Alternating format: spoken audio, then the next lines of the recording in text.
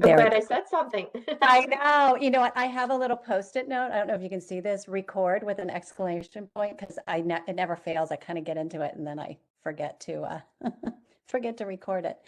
So anyway, hello everybody. I'm Anne Marie Farley. I'm from HealthWorks. Really excited to see. It looks like we're up to about 17 people now participating. I am going to mute everybody just to make sure that we don't have any background noise. But if you have any questions, I do have my chat screen open, so I'll kind of keep my eye on that. And if it's appropriate, I can answer it right then and there. If not, we'll save it till the end. This is a short presentation, so I'll try to keep it to about 30 minutes. And I'm excited that you guys are tuning in. So let's get started. First of all, I want to just share this little disclaimer here. COVID, as you know, is constantly changing, and we're learning more and more about it every day. So everything that I'm presenting right now is current as of today, February 23rd. Now, things could change next week. So just want to make sure that you guys keep that in mind, that we update this presentation as things get updated out in the world. So what we're going to talk about is the life cycle of a virus and antibodies and how they work in your body, what went into the vaccine development, a little bit about the vaccines that are available to us right now, and how it's being distributed, and finally some myths and some facts, because there's a lot of information out in the world right now. Not all of it is accurate, so we want to make sure that everybody's on the same page. So let's talk about antibodies first. You know, I don't think anyone ever, we all talked about antibodies as much as we do now since COVID started.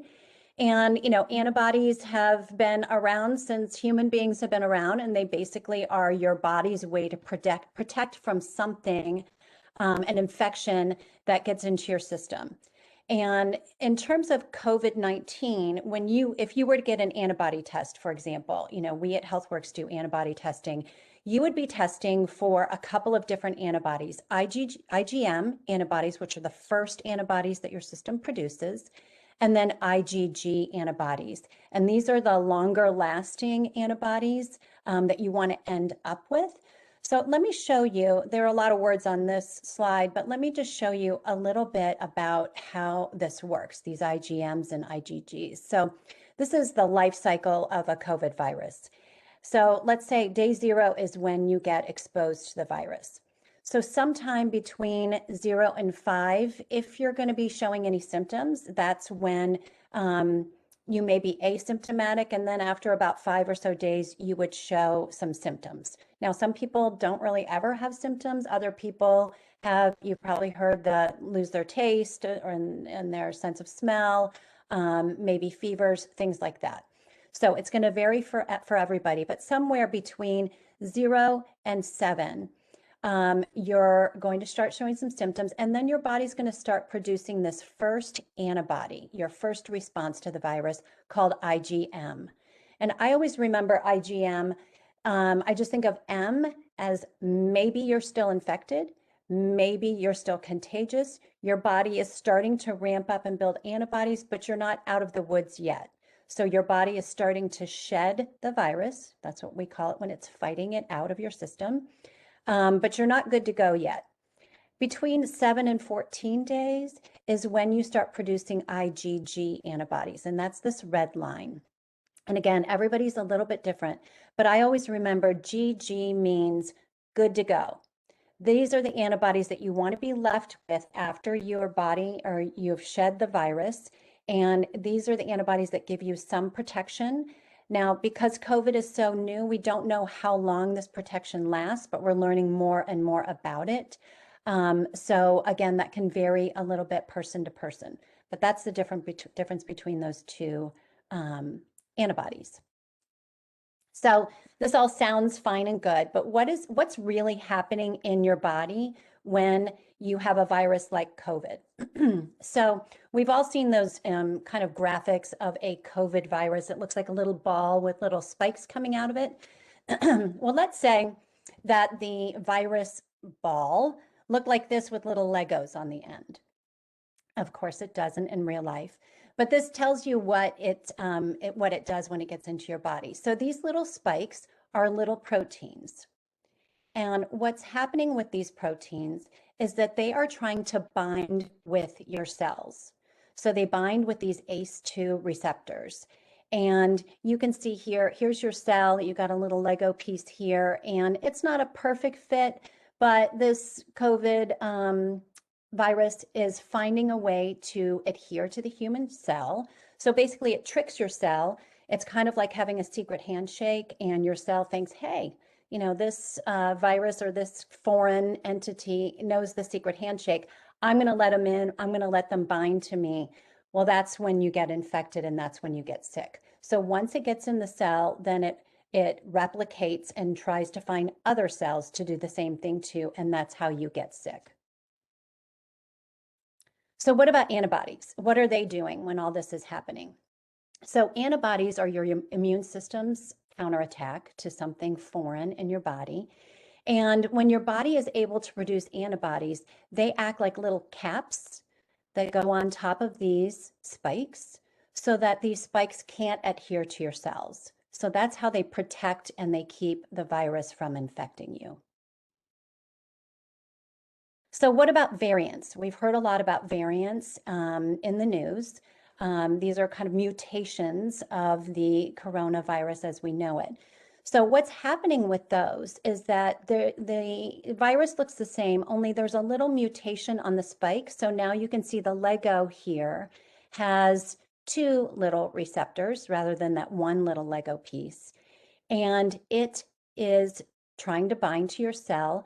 And the variants that we're finding are a better fit to your cell receptors. See how this is going to be a perfect fit there? And that's why people get infected more easily, because they can bind more quickly to your cells before your body has a chance to produce some antibodies. So that's what's happening with the variants. Now, never fear.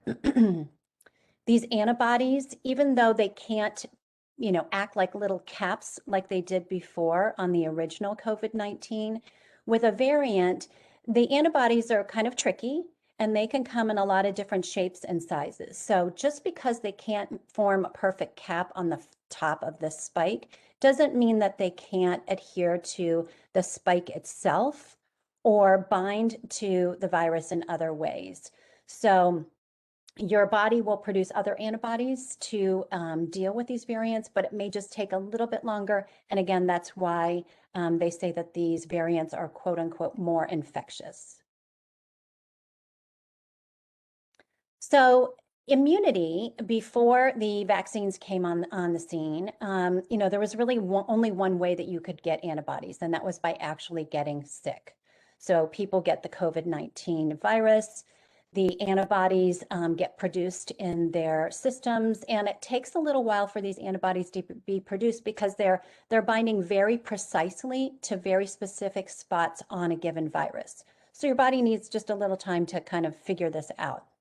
But after your body does, and you have these antibodies, you're left with T cells and B cells. These are called memory cells, and they remain behind. And if you are ever exposed to that virus again in the future, it remembers what to do and knows how to fight it off. So good news is now you can get these antibodies without getting sick by getting a vaccine. So we're really excited about the vaccines that are on the scene right now. So the vaccines enable your body, they kind of trick your body into thinking you're being infected, even though you're not. It teaches your cells how to produce these proteins that will protect you. And then what you're left with are these T cells and B cells, these memory cells, so that if you ever come in contact with the virus again, they know what to do. So for the most part, the antibodies that you get from being sick are the same things that you would get from getting the antibodies or from getting the vaccine, only you don't have to get sick or possibly hospitalized in order to get these antibodies. So I showed you that graph of what it looks like when your body is starting to ramp up on antibodies if you were to get sick naturally from the COVID-19. This is just an example of, you know, a 2-dose vaccine. This is a Pfizer example because that's one of the vaccines that's available to us. So you get your first dose on day 1, And then after about day 12, your body is building up immunity. So you're getting those first antibodies. And then you get your second dose around day 21, so that by the end of 4 weeks, you've got that full immunity. So let's talk about vaccine development, because there's also a lot in the news about the vaccine, how it got developed, and some people have heard just, different things about it. And I just want to clear everything up here. So the vaccine, yes, was developed at record speed. And here's why. First of all, the technology for SARS viruses already existed. So if you're old like me, you remember cassette players? Remember cassette players? And if you ever wanted to hear a new song or a new band, you would have to pop one tape out and put a new tape in and then start it, and then you could listen. So the same analogy works here. They had the cassette player already built for SARS viruses, other SARS viruses. They just needed to put a new tape in, which was the COVID-19 variety. So they didn't have to start from scratch to build the technology for this vaccine. So that was one step ahead. The other thing that helped with it being developed so quickly is that there were unlimited resources from the government given to these different manufacturers. So basically what the government said is, we're not going to have one manufacturer go through one phase and then wait and look at it and then go to the next phase. They lined everybody up at the starting line and they said, here's all the funding you need, go. And they knew some people would cross the finish line, other manufacturers maybe wouldn't, but they were willing to be out that money because of the pandemic and to extend all of those resources. So everything got moved more quickly. It doesn't mean that they cut corners. They just were able to, with unlimited resources, to move things ahead really quickly. The vaccines that are available to us right now use an mRNA technology. And this is a way that it teaches your body how to produce a protein to stimulate the immune system, just like as if you were getting sick. So it's a pretty incredible technology. As the system responds, to a vaccine, you may have heard this. People have said, oh, I got the shot, my arm hurt, or I didn't feel good, or I had a fever for 24 hours. These are not bad things. This is what your body is supposed to do, and it means that your body is responding the way it's supposed to the vaccine. So while it may be inconvenient, it's better than being in the hospital for weeks. So anyway, just know if you do feel something after you get the vaccine, this is not unusual, and it's something that we're looking to have happen because it means your body is reacting the way it should. The only recommendations to keep in mind is that if you've ever had an allergic reaction to a vaccine in the past, or any of the ingredients in other vaccines, you would want to make sure that you check with your doctor. And if you're concerned or curious about which ingredients you're getting, you can literally just Google like Pfizer COVID-19 vaccine ingredients, and you'll get an ingredient list. You can review this with your doctor, and you'll know whether or not that's something that you need to watch out for personally. The CDC is starting to indicate that the vaccine may be administered to pregnant women. However, if people have any questions, they should always check with their doctor first. Currently, they are still doing research on people under 18 for Moderna and under 16 for Pfizer. But as they get more and more into this research, these groups will be opened up as well. So just some things to keep in mind there. So there are two vaccines that are available to us right now in the United States, Pfizer and Moderna. These have both been approved by the FDA for emergency use authorization. And you've probably seen this EUA in the news before for some of the testing that's available for COVID virus and antibodies. And this just means that they also fast-tracked the approval for its use because we're under a pandemic. The effectiveness rates for Pfizer and Moderna are unheard of. 95% effective for Pfizer, 94.1% effective for Moderna. And to put this into perspective for you, we are big proponents of flu shots. I get my flu shot every year.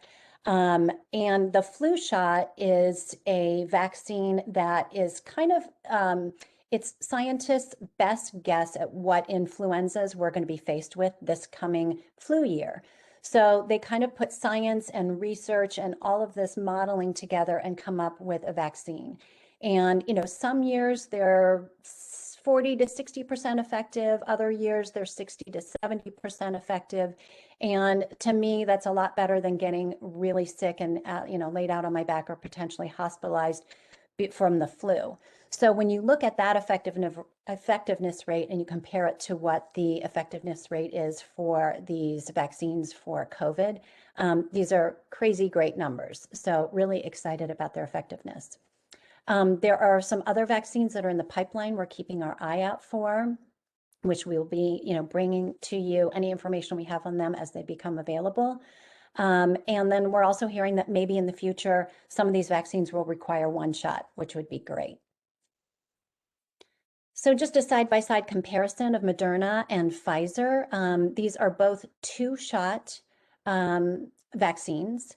They are given, 4 to 6 weeks apart from each other. There's a little more leeway with some of these, or with Pfizer, for example, than what they, I think, kind of publish officially. So, don't worry if you're kind of a day off or a week off, you're a healthcare provider or wherever you're getting your shot. We'll keep that under consideration and won't give you a shot if it's not within an approved time frame. Given the how these need to be transported, you've probably heard about how these need to be kept at really stable -degrees Celsius. For example, Moderna is -20 degrees Celsius. Pfizer is -70 degrees Celsius, which I think is like equal to -94 degrees Fahrenheit. So these are extremely cold temperatures. So when you think about the logistics of getting these out into the world and into the country, I think they're really doing a pretty phenomenal job given how sensitive these are and how they need to be stored. So HealthWorks, we are a provider. We're an approved provider for the vaccine. We have started doing some vaccination at schools because those are part of the 1B phase that we're in right now. And we do not need to have a deep freezer. We get the vaccine and we're allowed to keep it refrigerated for a certain period of time. And then we have to use it up within that time. So, everyone's done their homework on how to transport this, but there is a lot that goes into getting it from point A to point B. A couple of other vaccines on the horizon, AstraZeneca and then Johnson & Johnson, which if you've been paying attention to the news, Johnson & Johnson has applied to be approved by the FDA. So we're kind of waiting for that. These both do not require the deep freeze that the other two, so that makes the logistics of getting these distributed a lot easier. AstraZeneca is still a 2-shot vaccine. Johnson & Johnson is a 1-shot vaccine. So I think once that gets approved, that'll really open up who can get it and how easy it'll be to distribute the vaccine. The initial findings on Johnson & Johnson suggest it's about 90% effective, which you may say, oh, but that's not 95 like Pfizer. But when you consider what vaccines' effectiveness rates are, I mean, these are still crazy great effective numbers. So don't shy away from a Johnson & Johnson if that's what's available to you. Go for what you can get. Let's see, I got a question, what determines why not they have to be kept cold? It has to do with the technology. The technology that goes into the Moderna and the Pfizer requires the freezing, and I can't get more technical than that because I'm not a scientist. The Johnson & Johnson uses a slightly different technology that does not require the freezing. So that's all I can say about that. As far as vaccine distribution, it's important to remember that every state is different. So, the distribution guidelines are not coming from a federal level, they're coming from a state level. So if you have a friend or a family member in another state and they're saying, well, we're vaccinating this group, why aren't you? Well, it's because every state is a little bit different. I think they're keeping them pretty close to how they're rolling it out, but in terms of who's allowed and who's not under different phases might vary depending on the state. We are almost complete with 1A. That was the first phase. So if you remember, that was like nursing home residents, nursing home workers, EMS responders, people in that high risk group. We're currently in phase 1B, and this has been expanded to include people 65 and older, and then people with some severe congenital or developmental conditions, some additional EMS workers, and then the K through 12 workers, which I think I just mentioned. That's why we're able to vaccinate at schools. They want to get these kids back to schools. They want to get the teachers vaccinated. 1C for Ohio has not been released. I think we just found out today that Kentucky released their 1C guidelines, and we're anxiously awaiting to see when Ohio will have their 1C guidelines announced as well. But hopefully by late spring, early summer, everybody will be able to have had a vaccination. This is just a little more about 1B, and this is a little bit better if you guys can see it. Some of the conditions that they would accept in phase 1B, if you have any of these conditions and even if you're not 65 or older, you would be considered acceptable under the phase 1B. If you're interested in this and want to follow coronavirus.ohio.gov, this little website in the red banner right there, it's always up to date. So you'll always have the most current information. So that's a good place to check if you're ever wondering. In terms of who pays, nobody has to pay anything for a vaccine, even if you don't have insurance. So the vaccines are paid for by the US government. Health plans like, Anthem or Humana or things like that will cover the cost of the vaccine administration for companies like HealthWorks, for example. This is not a big moneymaker for us. We're not in it for that. We want to get people back to work. We want to get people back out into the world and protected. But the carriers will pay the cost that, we have to pay our nurses to actually administer the vaccine. But the important thing for you to remember is that you will never have to pay anything out of pocket for a vaccine. What can you do to be prepared in advance for your vaccine? So let's say you get a vaccine appointment. Make sure you follow all of the instructions. There's a lot of paperwork that you need to fill out. The CDC and the state health department, they really want to make sure that they're monitoring who has been given the shots and what tier or what phase they fall into. So there is paperwork. So just make sure that you have all of that stuff filled out correctly. They ask questions on the paperwork, like, have you ever had a reaction before? Have you had this? Have you had that?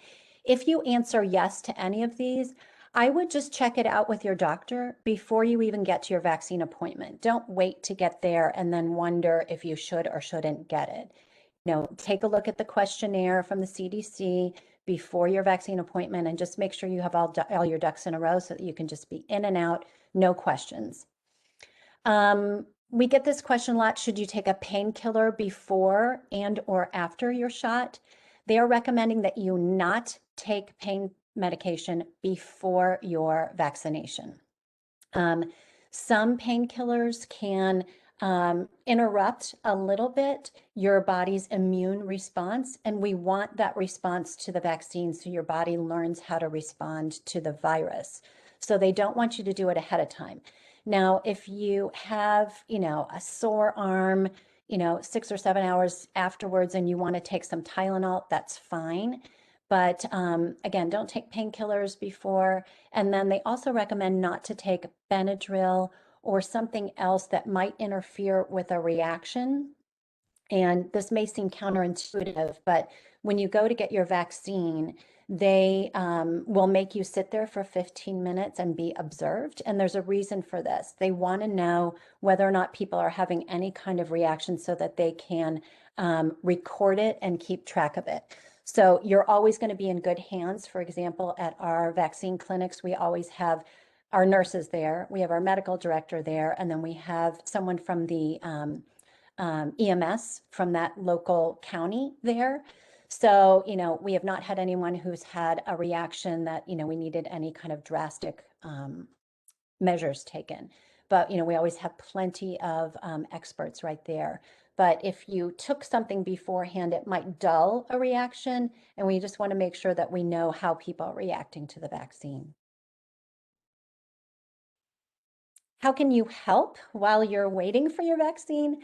Part of helping is just being on this presentation today and making sure you understand what the vaccine is all about, understanding the myths, so that when you run into someone at the grocery store and they say something kind of out there, you can say, no, that's not really true.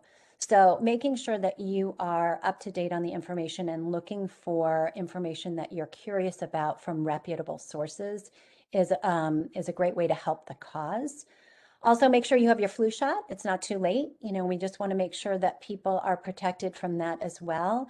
And then also continue all safety protocols. We can't fall into a sense of false security just because more and more people are getting vaccinated. We don't have herd immunity yet. So we're all going to have to mask up and, kind of be careful until we reach that herd immunity. And just a little bit about herd immunity. What that means is enough people in the population have either had COVID-19 or they've had the vaccine, that the virus, when it goes around trying to find people to infect, it can't find anyone. And so it starts to just, die off. So they say that herd immunity is, 70 to 80% of the population, and we're not there just yet. So we're going to have to make sure that we're all being safe until that point. So let's talk about some facts and some myths. So myth number one, COVID-19 vaccines are not safe. Hopefully I've addressed how they were produced, if that was part of, maybe any apprehension that you had about its safety. Just because it moved quickly does not mean that safety measures were not taken into consideration. Every safety precaution was taken into consideration. And if you think about it, these manufacturers have everything to lose if they don't put something out there safe. So these are, scientists with integrity who, made sure that every safety precaution that they could was followed. COVID-19 vaccines were rushed and developed too quickly. They were developed quickly, yes, but I think I talked through this hopefully clearly enough that they didn't have to start from ground zero. They had the technology, it already existed, and then they had unlimited resources. So they could fast track without cutting corners and make this happen in unprecedented timing. Vaccines that use mRNA will alter my DNA or genetic makeup. This is a myth that's out there. This is not true. Moderna and Pfizer use mRNA. And I think some people, when they hear that this type of technology teaches your cells how to make a protein, I think their misconception is that somehow it's changing your DNA. But mRNA, ingredients that they use or the technology that they use, it never enters the nucleus of the cell, which is where your DNA is kept. So it's not going to alter your DNA at all. You can get COVID-19 from COVID-19 vaccines. This is a myth. None of the authorized or recommended vaccines in development in the USA contain live virus. So you are not getting the COVID virus in a vaccine. Same holds true for flu shots. A lot of people say, I'm afraid if I get it, I'm going to get the flu. Well, you won't get the flu from a flu shot because it does not have live virus in it. Same applies to COVID-19. It will not give you COVID-19 because it does not have COVID-19 virus in it. It only has a blueprint for your cells so they know what to do if they're exposed to the COVID-19. If I've recovered from COVID-19, I don't need to get the COVID-19 vaccine. This is a myth as well. And this, again, may seem counterintuitive, especially when you think about what I was first talking about when you get antibodies after having COVID-19. So a couple things to keep in mind. First of all, people don't know how long their antibodies last. I'll give you an example. My son had COVID-19 early on last spring. He didn't have, very bad symptoms. And because we've got all kinds of tests in our office, he was like my little human pincushion, and I was testing him all the time for antibodies. So about a month after he had recovered from COVID, he had some antibodies, not a whole lot. But then, a couple weeks later, I tested him again. He didn't have any antibodies. So just because you've had COVID-19 doesn't mean that you know how long your antibodies have lasted. On the other hand, if you know on today, February 23rd, that you got a vaccine and it's a very controlled vaccine, and that 95% of the people who get that vaccine have a response that gives them antibodies that last X long, again, we're still determining how long they last, then you will know whether or not you need to get a booster later on if you had it. You'll know how long your antibodies last.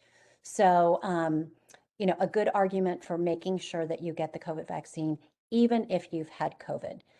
The other thing is that the COVID vaccine, because it protects you 95%, 94% of the time from getting severely ill, you still could get the COVID vaccine or COVID virus again or get sick. And so you want to make sure that you're as protected as possible. So that's why we recommend that you get the vaccine, even if you've had it.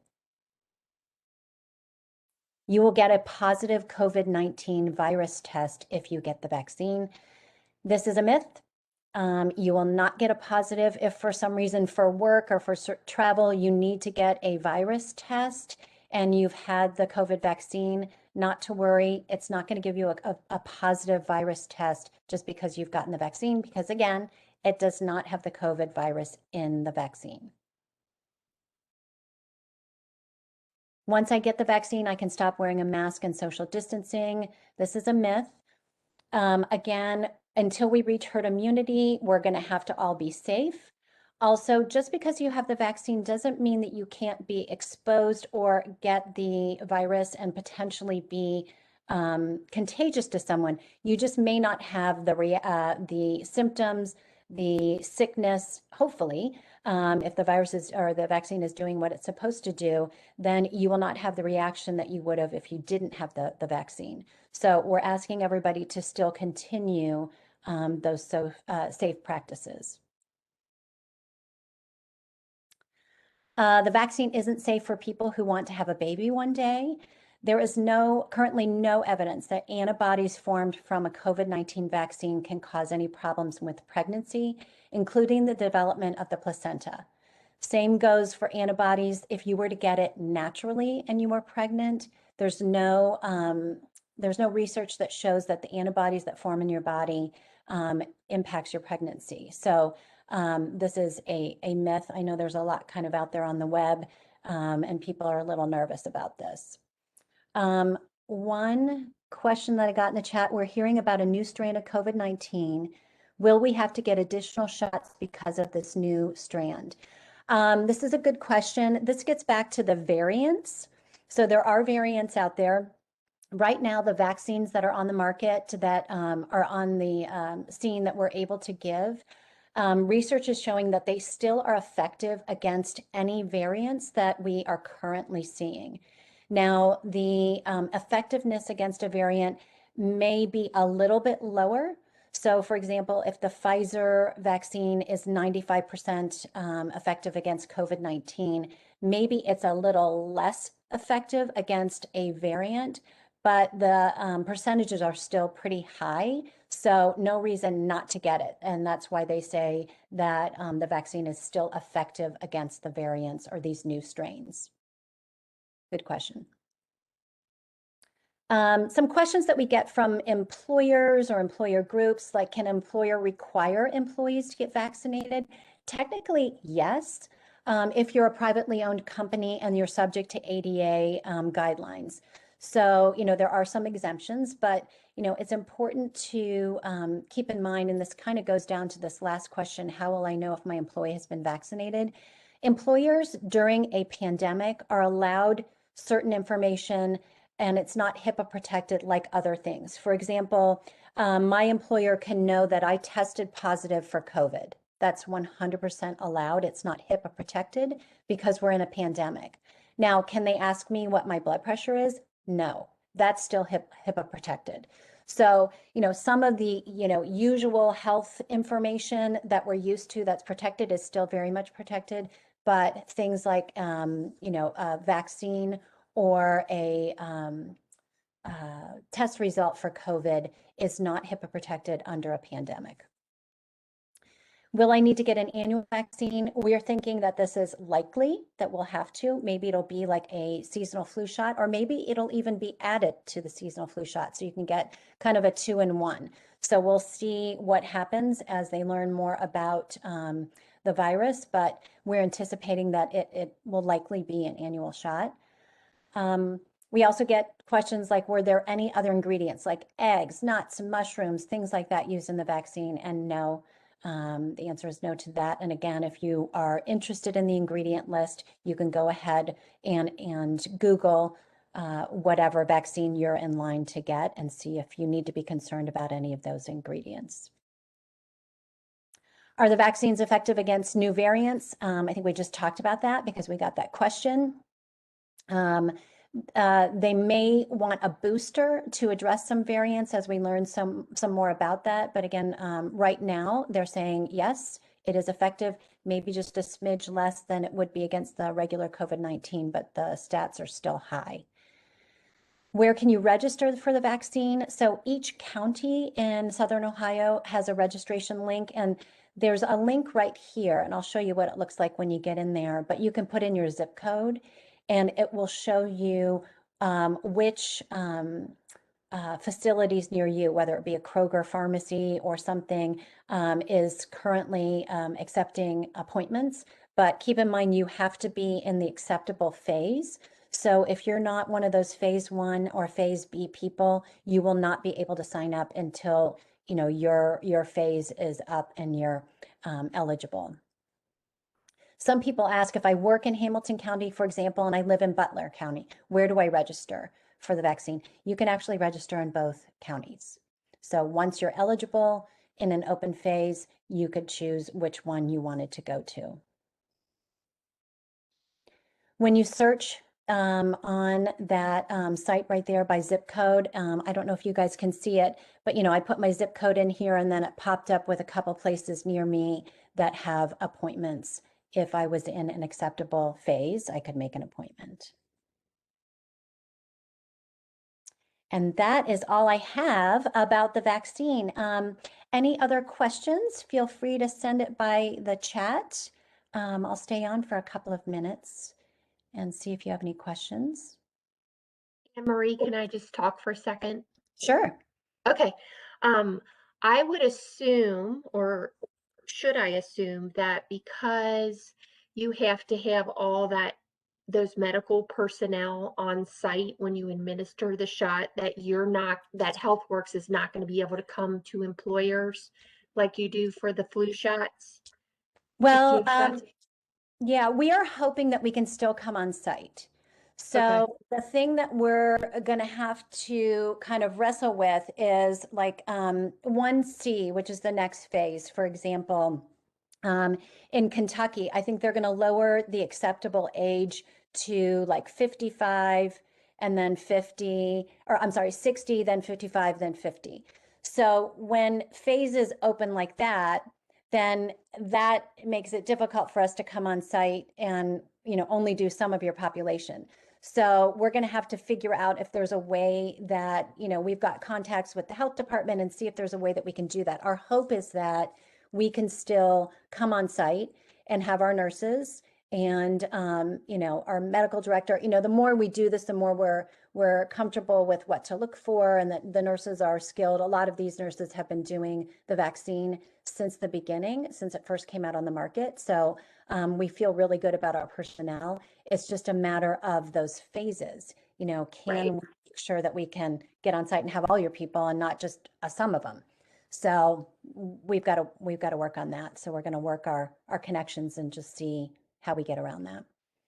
And then my next question is, when you go to administer your vaccines and you've opened up a case or whatever they are, and you have to use them within a certain amount of time, do you ever come across where you have extra ones that you need to get rid of because Mhm, they're going to go bad, to where some of our, like we have employees that go into frontline situations. mhm. So they're in hospitals or medical facilities, doing their work as essential employees in those locations.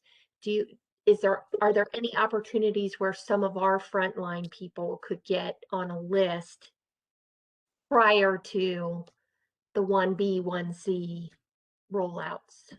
Yeah, right now we're just starting to kind of figure out the best way to manage a waiting list. Um, right now they have to be wherever possible people who still fall into those phase A, 1A or 1B. So when we've been going to schools, we've told them, they tell us right now they're allowed to tell us how much vaccine they need for their school. And so we get it delivered, we go there. If someone can't show up for some reason, they will often have someone that they know is on their staff who is like kind of on a waiting list that falls into that 1A or 1B, or it comes in contact with children so that we know that they're acceptable within that phase. So that's kind of where we are right now. But as things open up and we go to different locations, yes, this is a possibility. So I'll touch base with you and we'll see if there's anyone that you know right off the bat that might fall into those phases as a first. And then, we can work from there. Okay, great. Thank you. Yeah. Yeah, we're learning as we go. So everything with COVID, everything changes Tell me every about day. it. Yeah, but even with the vaccine, we feel good though that we've had clinics with both Pfizer and Moderna, so we know kind of the nuances of each one of those. So we've got those under our belt, and we've got great nurses. So we feel like we've kind of got a lot under our belts, which is great. We're just anxious for it to kind of open up a lot more so that we can get in and get more people vaccinated. Any other questions? Okay. Is So everybody good? Any questions, Mom and FSN? I don't see any on chat. We, So just to everybody Julie, that's online, we have recorded this, so tell your coworkers about it. Tell them to get on and watch it. We want people to understand what's going on out there and kind of dispel all those myths that right, are out there. exactly. And Julie, I'll need a little help from my coworkers who are better techies than me to get this recording to you. It's Okay, recorded. So I think she's got to do a little tweaking so that it's not too big to send. So I'll ask her for help and then we'll get that over to you. great. Thank you so much. Okay, thank you. Stay healthy, everybody. Thanks for tuning in. Bye-bye. Bye-bye.